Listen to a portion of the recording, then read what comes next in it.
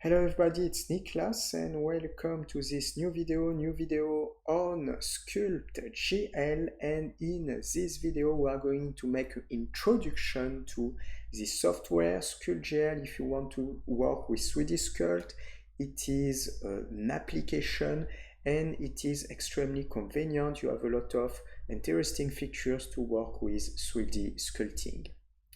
You can subscribe to these YouTube channels if you like the content. First link on the description, the complete course SculptGL is available. So if you want to learn this software starting from scratch with a course structure, it will be on the first link on the description. You will see the models, session of the course, what you will be able to learn in this training course, different hours of training content to perfectly master SculptGL for 3D sculpting. Second link on the description, the website in link with these YouTube channels. You can discover software and have different basics on this software in the second link on the description in these channels, and second link on the description, it is a summary of all the graphic courses available. You can pick a course and you can learn any graphic software. So let's start with SculptGL. So first things to do, when you start here, you can see a plane and you can see a sphere appearing in this area. You have different type of options, so it means when you go on these options here, you can, for example, add a OBJ file or something like STL file, so you can create any models on a 3D modeling software, and then you can import, for example, here, and you can sculpt on this one. You will have also the possibility to export or to save, if you prefer, as OBJ or STL file as well on SculptGL, and also in SculptGL format in this area. You have different options. You can go to print here directly also from SculptGL. On the scene options, you can, for example, clear the scene at different primitive shapes like a sphere, a cube, cylinder, torus. I will show you more in details in another session here. And you can also show different features, like you can deactivate the grid. You have also darken and selected. So here you can, for example, only obtain your sphere here. I'm going to activate the grid again, activate this one again. You can also see the mirror line, so the mirror line will appear here when you activate the mirror in the tool options. You have a history panel, undo, redo the last actions, background panel, so it means you can also have image backgrounds as a reference, or you can also change the background's environment. When you go in the camera here, you can select a specific view. You can work with the tablet pressure if you want to work in tablet. If you work in computer, this one won't be useful. You can have access to change the language here. User interface, you can change the color of these different panels, but I think it's not extremely useful, and a button help here. On the right, you will have three types of modes. The rendering mode, where you will be able to edit, for example, the render with the different materials. You will have the topology mode, so here you can, for example, subdivide, or you can edit your models just like this. And if you click on rendering, for example, you can activate the wireframe mode and you can see the topologies of your sphere, for example, in this case, and you can edit the topologies. And after, you have the sculpting and painting mode, and thanks to that you have different dialog tools of conceptions. Let's talk about the navigation. First, I will press W. W will allow you to activate the wireframe mode. For the navigation, you can zoom in and zoom out. If you are here, I'm going to work with a computer, so with the scroll wheel you can zoom in and zoom out. When you click on the scroll wheel, you can dragging and moving just like this. When you go right click, you can turn around your object, so it's pretty simple. You have also the possibility to click directly on camera. If you want to go, for example, in the top view, you can click on the top, but you can also press the shortcut T and you will go on the top directly. If you want to go in the front view, you have the shortcut F, or you can directly click on F as well here. You can switch also for perspective view. So what does it mean? You can click on camera, you can switch perspective to orthographic, and sometimes it's pretty useful to use with orthographic view. I will come back to the projection perspective. So now what is the base? The base is you will be able to use different tools.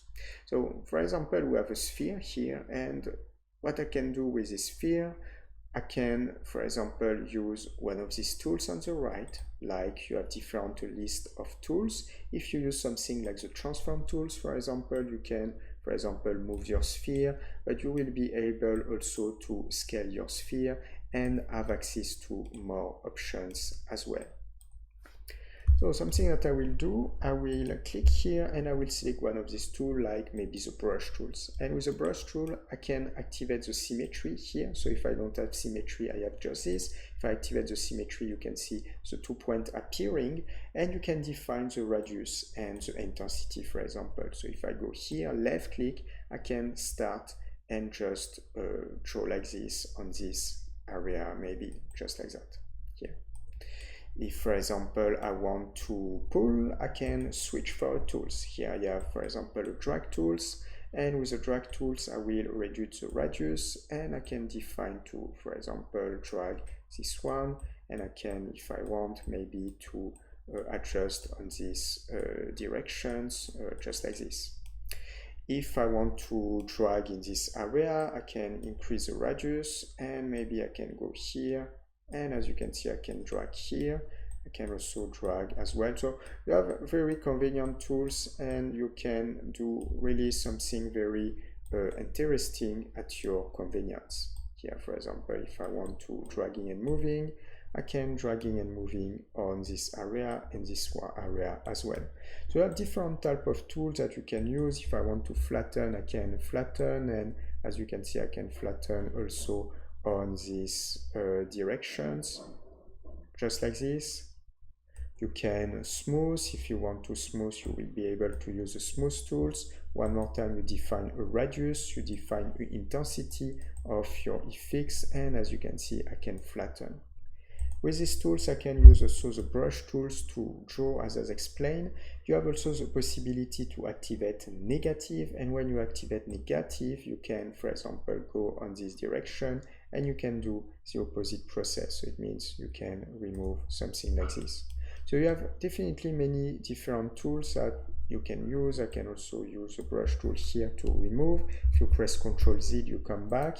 And if I select, for example, inflat, I can inflat just on this area. So you have many interesting tools if you want to directly use. And definitely it's very convenient to use. It's very nice. You can go in the different view. Here, for example, I'm using the smooth tools to can increase this. If I want to press, for example, W, here I'm going to smooth a little bit again, in this direction, these directions, and maybe a little bit inside here. Something that I will do is to press W, and you can see the topologize appearing on this area. As I explained before, you can also, if I press W, you will have also the possibility to change the render. So for this, you can go in the rendering. So by default, you can see this matte cap. And you have this matte cap material, this is skin. But you can try another one. You have, for example, this one. You can use, for example, this one. If you want to use another one, you can use this one. So you can change the final render with this. You have also some flat shadings that you can apply, and wireframe mode as well from this panel. If I come back here, by default we have this one, and by default we can work with this one. And one more time the flat shadings here, so you can see some little bit of topology with the flat shadings here, and you can see the wireframe mode just like that, just here. So this is the type of things that we can do.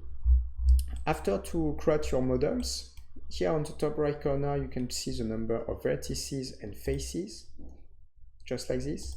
And after to create your models, if you are satisfied, you can go in the export options. You can save as SculptGL file, and you can just export as OBJ or STL file. And thanks to OBJ and STL, you can reuse in any 3D modeling software, or you can use also this file for 3D printing. So it's definitely pretty good. So it's a very convenient tools to use, perfect tools to work with 3D sculpting efficiently. So we are going to stop here for this introduction to SculptGL. Very great application that you can use. You can use this online, directly online, but you can also download the application on the directly on your computer. It's also convenient, and you can use also as well on tablet. You can subscribe to this YouTube channel if you like the content. First link on the description, the complete course SculptGL is available. So if you want to learn this software starting from scratch with a course structure, it will be on the first link on the description. Complete course SculptGL, different sessions, different hours of training content to perfectly master this software or application if you prefer. Step by step. Second link on the description, the website in link with this YouTube channel. You can discover a lot of graphic software on this YouTube channel. You can have basics. And second link on the description, it is like an online school, so it means you can pick any graphic courses and learn any graphic software. For our next video, see you. Ciao, ciao.